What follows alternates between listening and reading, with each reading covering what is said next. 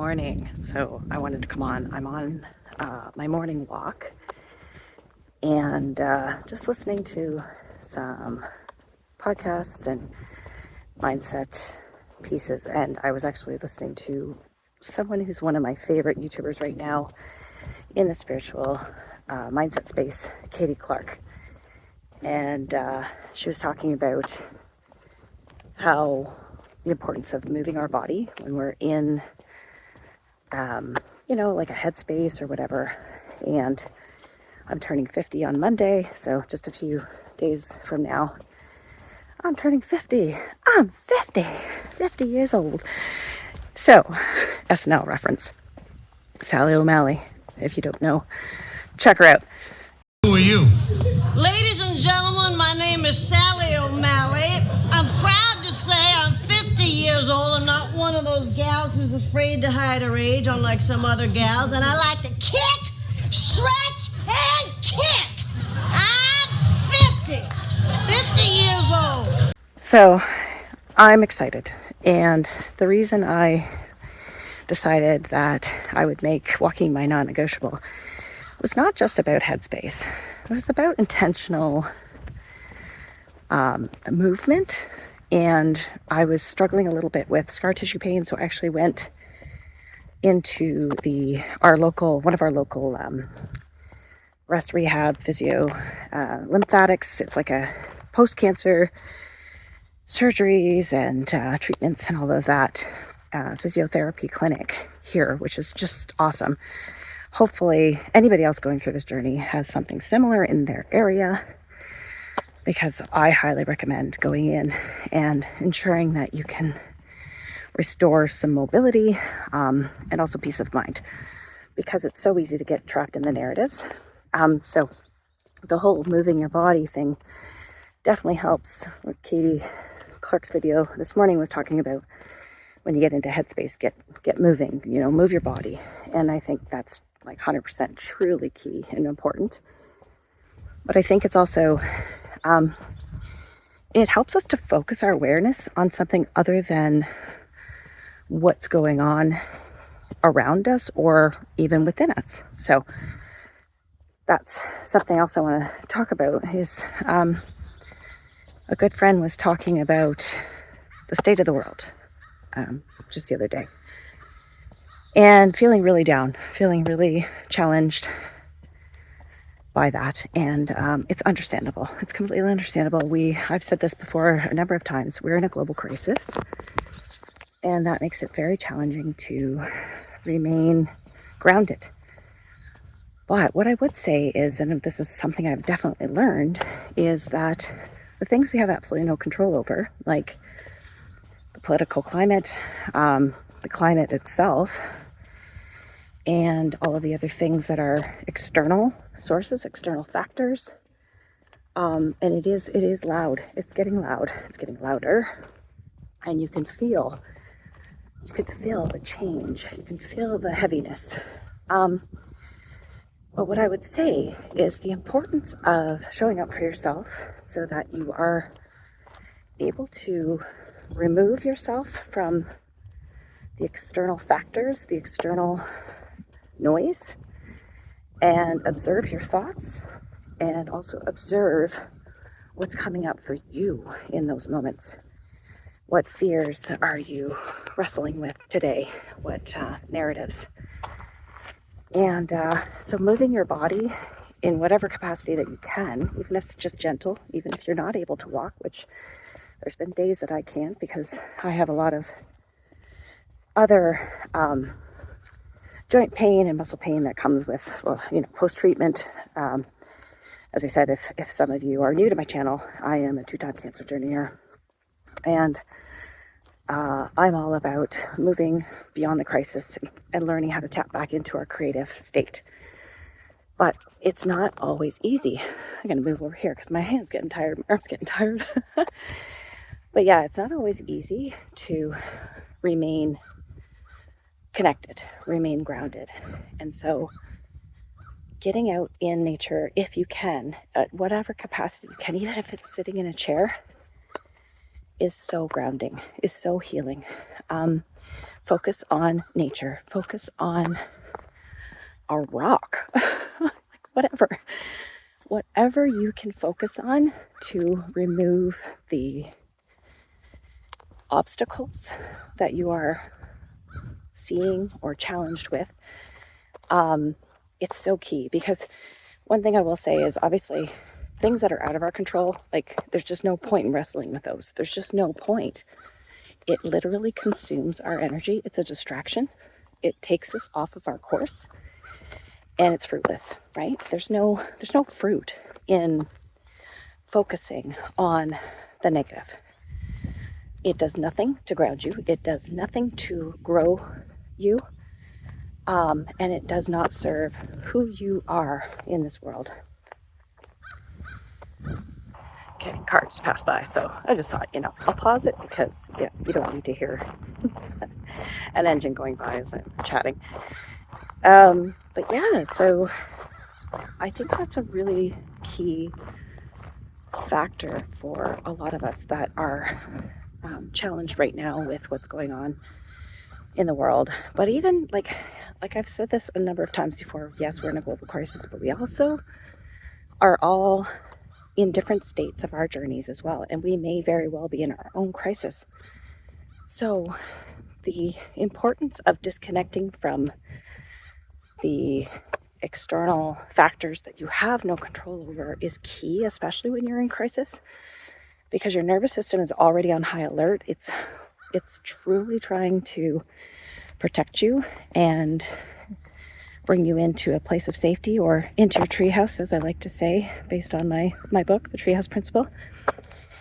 And so therefore, that's the time when you need to focus most on yourself and your healing.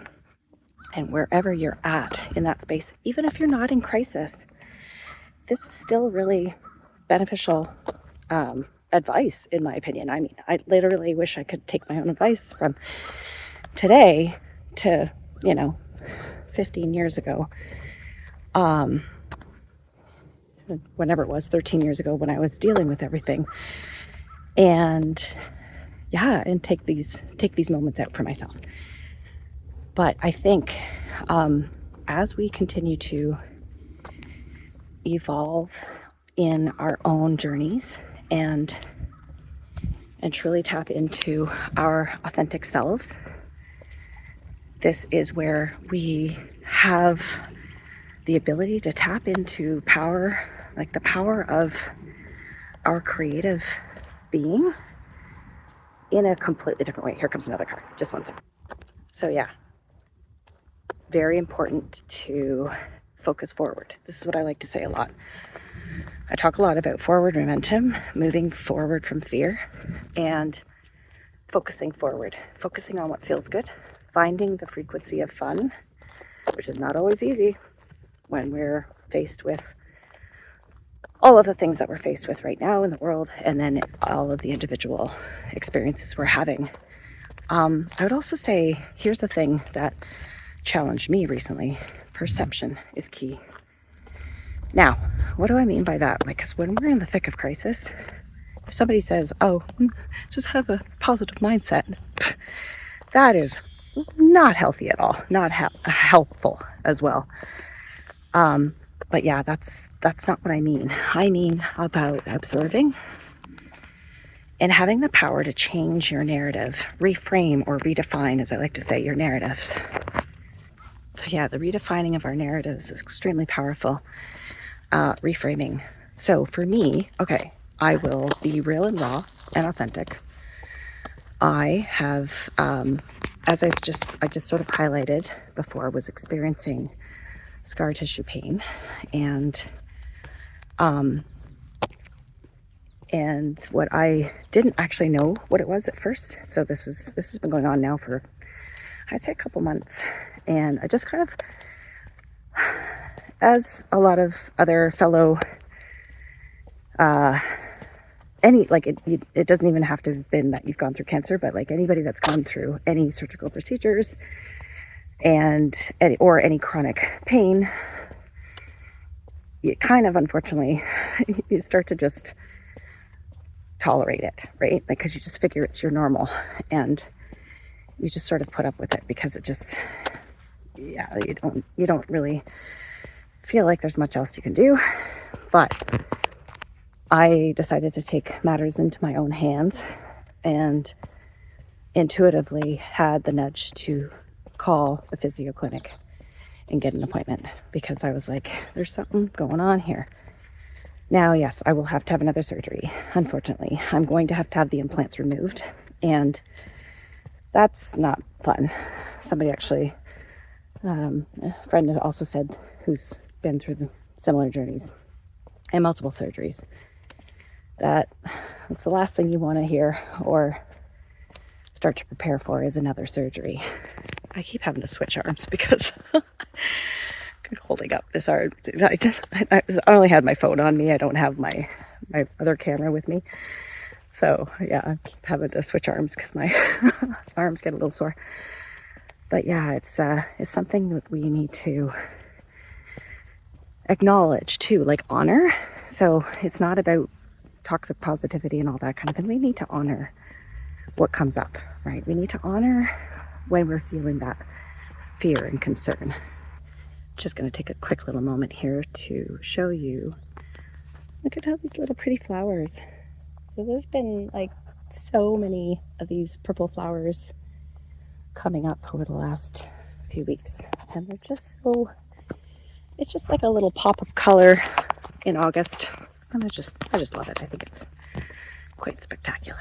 Active morning with lots of cars, and there's cyclists and stuff, so I miss being in my woods, but it's just so buggy, unfortunately, at this time, but I will at some point get back into those woods. And but this has been lovely in it's like my neighborhood, where there's a bit of some trees and stuff like that, and nature. I get to see deer and turkeys once in a while, and that's pretty awesome. But yeah, I get back to the saying about honoring where you're at in the journey. So if you're in the thick of crisis, honor that. Honor what comes up. Get curious instead of critical. That's another thing that I've said before. We often are our own worst enemies. We are so cruel to ourselves. We are so judgmental and critical, and we've got to stop that. My gosh, do you know how beautiful you are as a creative being on this planet? It's insane. So let's start reminding ourselves of how powerful we truly are as creative beings. And I mean, yeah, like it really is sometimes the power of perception. So yes, when we're in the thick of things, I know it's hard. It's difficult to create. I've actually said this before, we cannot create in crisis. We cannot create from crisis. And the reason for that is because our bodies are designed and wired for safety, first and foremost. So if you're in a time of crisis, you have to honor that.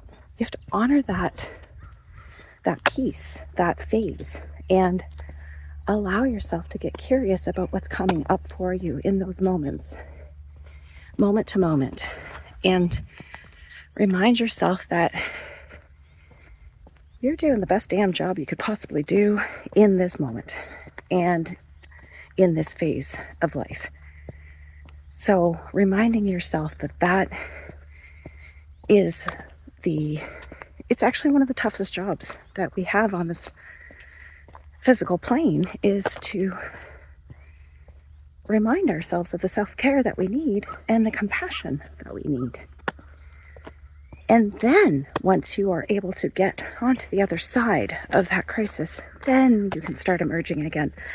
Then you can start creating again, and you can start tapping back into joy and play again. But oh, geez, sorry, I just had this massive bug come on me. Talk about authenticity and realness, eh? Anyway, yeah, so yeah, not my most polished video, I can tell you that right now, but you know what? It's all good. I think that's the most important thing, is just showing up in the realness. And when I have these thoughts that I want to share with you guys, it's really important that I maintain that authenticity. So yeah, so let's honor where we're at, and let's acknowledge and allow for your inner guidance system to guide you, yes, to guide you to what comes next. And that literally could be sit your butt down or lie your butt down on the couch and heal. Allow this. Rest is not a privilege or whatever people often will say, and we've been conditioned to believe that you have to earn your rest. No, it's our right. It's our birthright. And in fact, I actually saw this the other day. I thought this was so cool.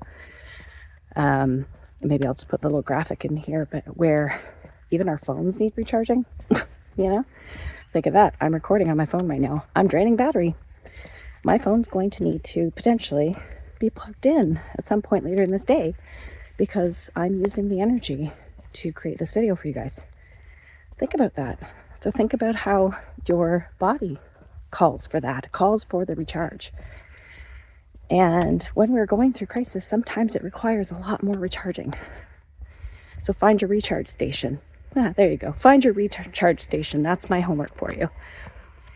And do not focus on the things that continue to bring unrest.